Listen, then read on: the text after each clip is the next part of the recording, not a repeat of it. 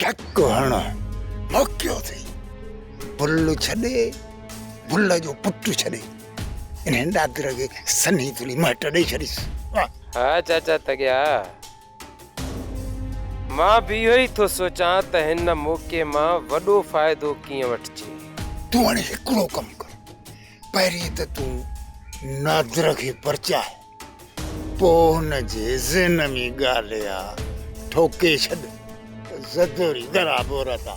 वाह तगिया खान वाह वाह जी सलाह ॾिनी अथई। हीअं करण सां नादर सां ठाह बि थी वेंदो ऐं सुल्तान मां बि जान छुटी पवंदी। हिक धक सां ॿ शिकार थींदा ऐं पोइ वरी जॾहिं महिल वझ मिलई न त इन परूअ खे बि गोटे छॾ तो वारो रस्तो सफ़न सफ़ा। हेॾे ॿिन्ही गैरती पुटनि खे न थोरी बि चीभट आई चीकट सॼो मुल्क पियो ॿुधंदो। बसि तगिया खान रुॻो हिकिड़ो कमु कर, सॼे ॻोठ में हुल हुलाए छॾ त इहो सुल्तान सदोरीअ सां कारो आहे।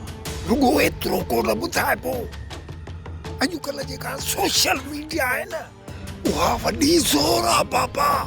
उन वारी जेका आहे ख़बर आहे न वॾी वायरल कबी, सम्झी छो नथो? ऐं पोइ ज़दोरीअ खे तलाक। हा तगिया खान जॾहिं न इहो हुल हुलंदो त परू गैरत में अची सदोरीअ खे मारे छॾींदो ऐं असां मौक़े जो फ़ाइदो वठी सुल्तान खे मारे हणंदासीं परूअ ते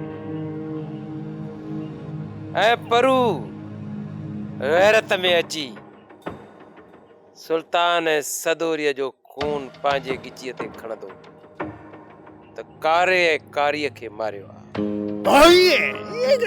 सुल्तान खे चीभट त पोइ इहा चीभट वारी वायरल वञी थो मुरादी ऐं वारस जे कननि में विझा कीअं था मुल्क खे फेराटियूं ॾियनि। हे सोशल मीडिया हुननि जी ॾाढो कुझु बि कोन अथई। ठीकु आहे चाचा तगिया तूं वञी हाणे कम खे पठ।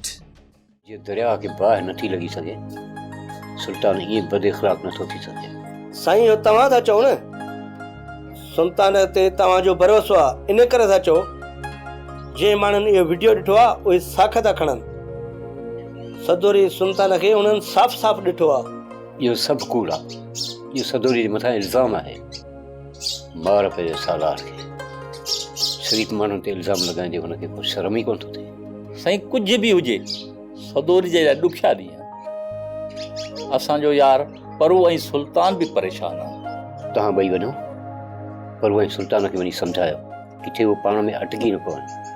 हा साईं असां शाम वेंदासीं परू ॾे।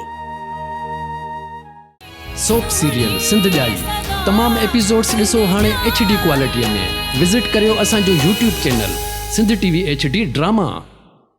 सब्सक्राइब कयो असांजो official YouTube channel Sindh TV HD drama ऐं वधीक अपडेट लाइ बेल आइकन खे क्लिक करियो।